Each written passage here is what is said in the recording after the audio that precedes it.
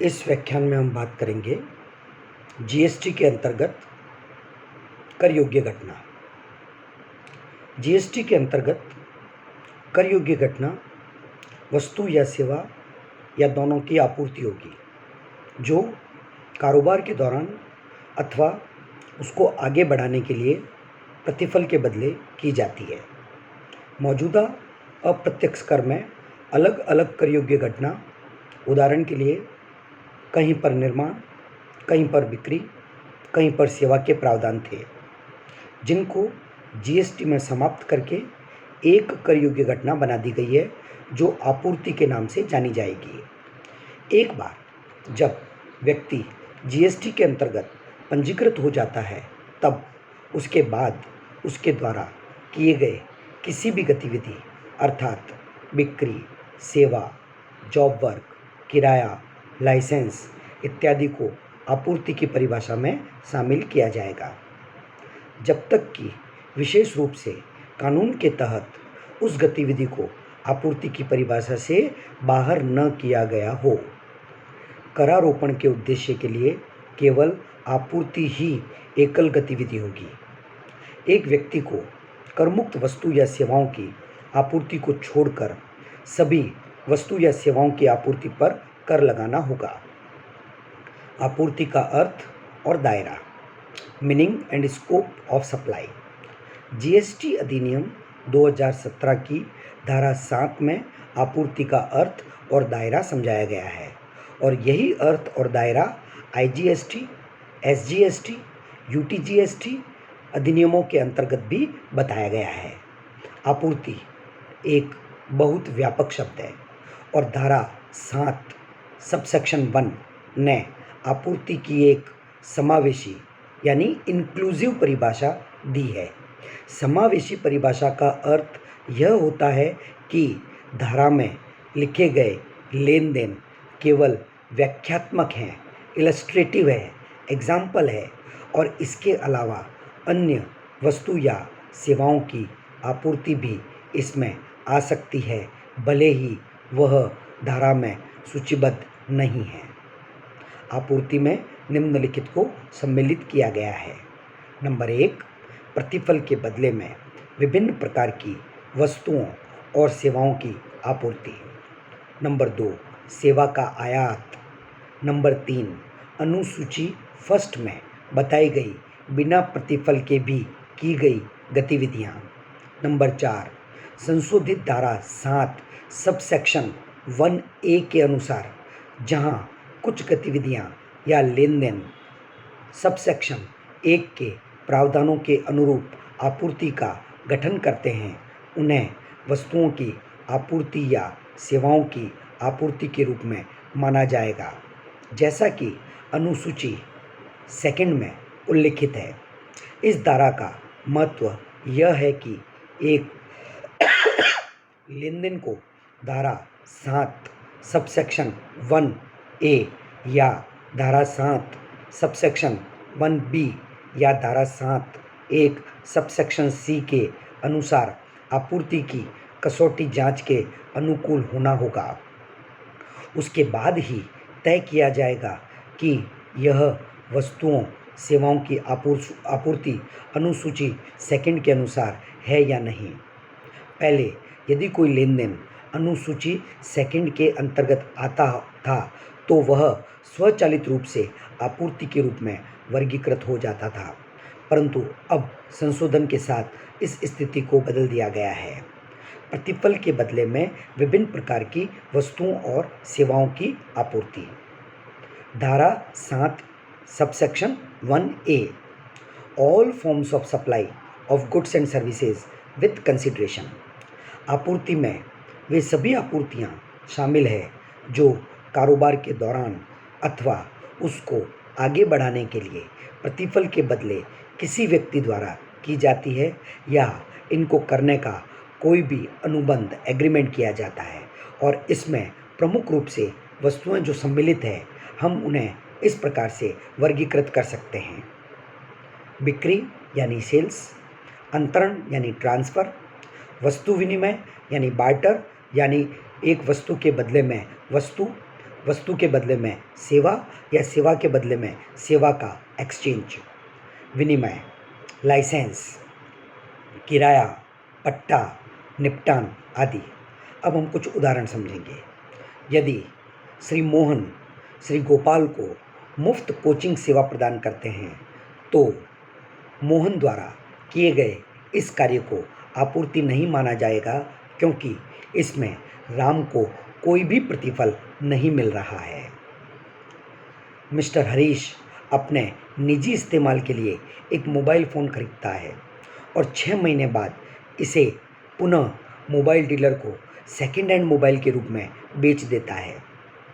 श्री हरीश द्वारा mobile dealer को mobile बेचना जीएसटी अधिनियम के अंतर्गत आपूर्ति नहीं माना जाएगा, क्योंकि मनीष ने यह बिक्री कारोबार के दौरान अथवा उसको आगे बढ़ाने के लिए नहीं की है। विभिन्न शब्दों का अब हम अर्थ समझेंगे। बिक्री का अर्थ, जब एक व्यक्ति अपने माल का स्वामित्व दूसरे व्यक्ति को प्रतिफल के बदले में दे देता है तो इसको बिक्री कहा जाता है। अंतरण, ट्रांसफ़र, जब किसी वस्तु का मालिक अपना अधिकार जो किसी वस्तु पर है किसी और को दे देता है ताकि वह उस वस्तु पर वही अधिकार प्राप्त कर सके जो उसके वर्तमान मालिक के पास है, तो इसको अंतरण यानी ट्रांसफ़र कहा जाएगा।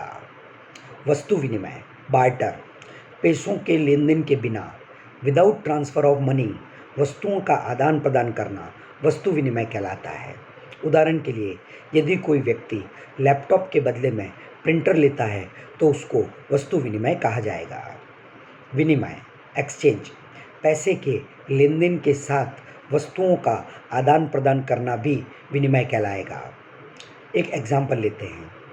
मान लीजिए श्री गोपाल ने नया फ़ोन 10,000 रुपये का खरीदा, जिसके बदले में उसने अपना 8,000 रुपये और पुराना मोबाइल दिया। इस तरह के लेन देन को विनिमय कहा जाता है, जब वस्तुओं के लेन देन के साथ में धन भी जुड़ा हुआ हो, मनी भी जुड़ी हुई हो। लाइसेंस, कुछ विशेषाधिकारों का उपयोग करने के लिए अधिकार युक्त अधिकारी से लाइसेंस लिया जाता है। बिना लाइसेंस के विशेषाधिकारों का उपयोग करना संभव नहीं होता।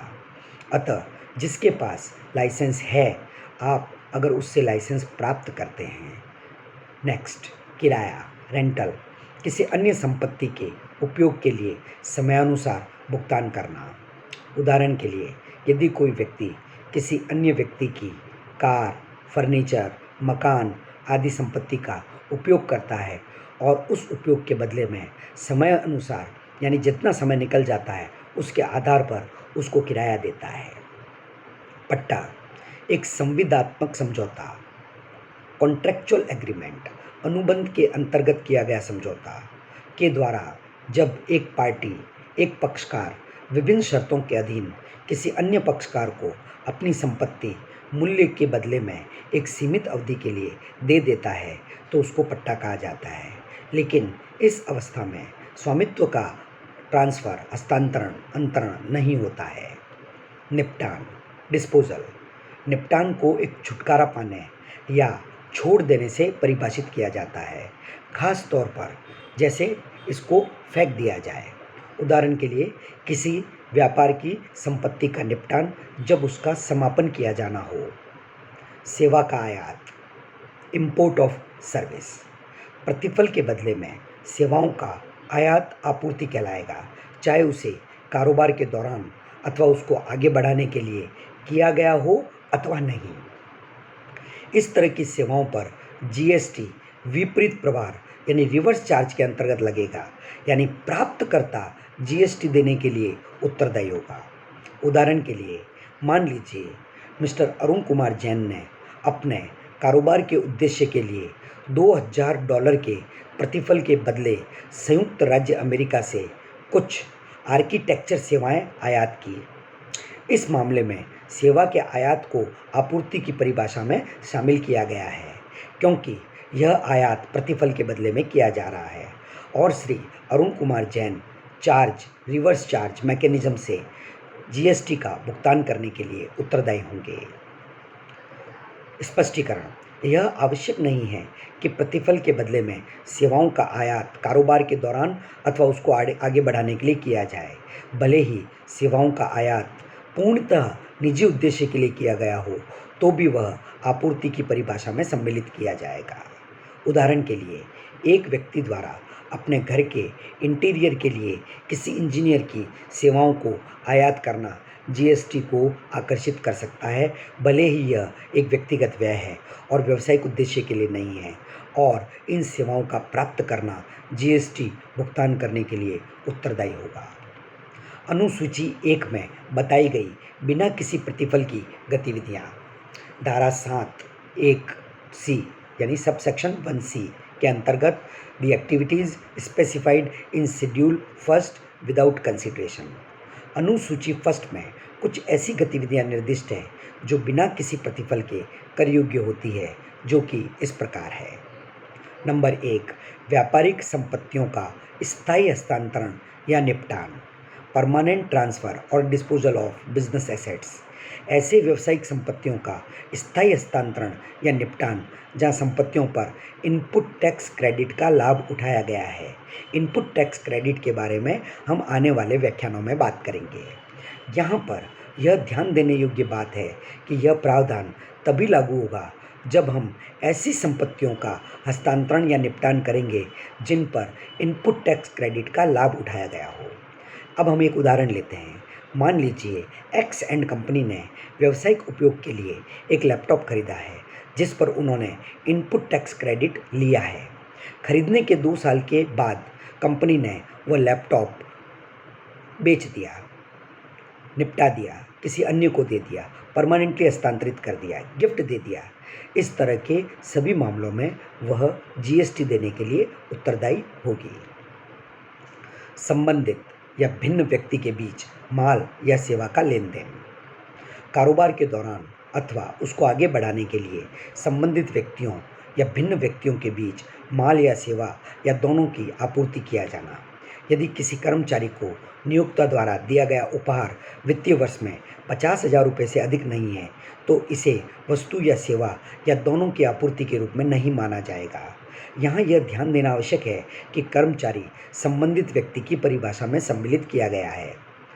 अंतर्राज्यीय स्व आपूर्ति, इंटर स्टेट सेल्फ सप्लाईज, जैसे एक शाखा से दूसरी शाखा में स्टॉक का ट्रांसफ़र या कंसाइनमेंट बिक्री जीएसटी के तहत कर योग्य होगी, भले ही ऐसे लेन देन में प्रतिफल शामिल न हो।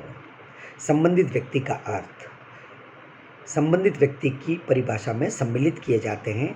ऐसे व्यक्ति एक दूसरे के व्यवसाय के अधिकारी या निदेशक होते हैं। ऐसे व्यक्ति कानूनी रूप से व्यवसाय में भागीदार होते हैं। ऐसे व्यक्ति नियोक्ता और कर्मचारी के संबंध में जुड़े हुए होते हैं। कोई भी व्यक्ति प्रत्यक्ष या अप्रत्यक्ष रूप से 25% या उससे अधिक बकाया मतदान स्टॉक, आउटस्टैंडिंग वोटिंग राइट्स या शेयर या दोनों को अपने स्वामित्व नियंत्रण का अधीन रखता है, होल्ड में रखता है। उनमें से कोई भी प्रत्यक्ष या अप्रत्यक्ष रूप से एक दूसरे को नियंत्रित करते हों। उनमें से कोई भी दोनों प्रत्यक्ष या अप्रत्यक्ष रूप से एक तीसरे व्यक्ति द्वारा नियंत्रित होते हों। एक साथ वे प्रत्यक्ष या अप्रत्यक्ष रूप से किसी तीसरे व्यक्ति को नियंत्रित करते हों, या वे सभी एक ही परिवार के सदस्य हों। भिन्न व्यक्ति का अर्थ एक ऐसा व्यक्ति जिसने जीएसटी के अंतर्गत एक राज्य या संघीय क्षेत्र या एक से अधिक राज्य या संघीय क्षेत्रों में एक से अधिक पंजीकरण करवाए हैं, या वह एक से अधिक पंजीकरण करवाने के लिए बाध्य है। तब ऐसा व्यक्ति अपने प्रत्येक पंजीकरण के संबंध में इस अधिनियम के प्रावधानों के अंतर्गत भिन्न भिन्न व्यक्तियों के रूप में माना जाएगा। उदाहरण, गोपाल एक पंजीकृत व्यापारी है जिसका प्रधान कार्यालय राजस्थान में स्थित है। उसकी हरियाणा राज्य में एक शाखा है जिसका पंजीकरण उन्होंने हरियाणा राज्य से प्राप्त किया हुआ है। तब राजस्थान और हरियाणा में पंजीकरण के संबंध में नीरज को अलग अलग व्यक्ति माना जाएगा। परिवार का अर्थ व्यक्ति के पति पत्नी और बच्चे तथा व्यक्ति के माता पिता, दादा दादी, भाई और बहन, अगर वे पूरी तरह से या मुख्य रूप से उस व्यक्ति पर निर्भर है। अपने एजेंट को प्रधान द्वारा माल की आपूर्ति एवं इसके विपरीत करना। अपने एजेंट को प्रधान द्वारा माल की आपूर्ति, जहां एजेंट की ओर से ऐसे सामान की आपूर्ति करता है, या एजेंट द्वारा प्रधान को माल की आपूर्ति, जहां एजेंट प्रधान की तरफ से ऐसे सामान को प्राप्त करता है। संबंधित व्यक्ति से सेवा का आयात। एक कर योग्य व्यक्ति द्वारा किसी संबंधित व्यक्ति से या भारत के बाहर अपने किसी संस्थान से कारोबार या कारोबार को आगे बढ़ाने में सेवाओं का आयात आपूर्ति माना जाएगा। ऐसे मामले में सेवा के आयातकर्ता रिवर्स चार्ज आरसीएम मैकेनिज्म के अंतर्गत लागू दर के अनुसार जीएसटी का भुगतान करने के लिए उत्तरदायी होंगे। स्पष्टीकरण इस प्रकार दिया जा सकता है। आमतौर पर बिना प्रतिफल के सेवाओं का आयात आपूर्ति की परिभाषा में नहीं आएगा, लेकिन अगर किसी संबंधित व्यक्ति से या भारत के बाहर अपने ही किसी अन्य प्रतिष्ठान से कारोबार या कारोबार को आगे बढ़ाने के लिए सेवाओं का आयात किया जाता है, तो यह आपूर्ति के दायरे में आ जाएगा, भले ही इसमें कोई भी प्रतिफल न हो और जीएसटी का भुगतान करना पड़ेगा। इसके बाद में आपूर्ति से संबंधित और भी प्रावधान होते हैं, जिनके बारे में हम अगले व्याख्यान में बात करेंगे।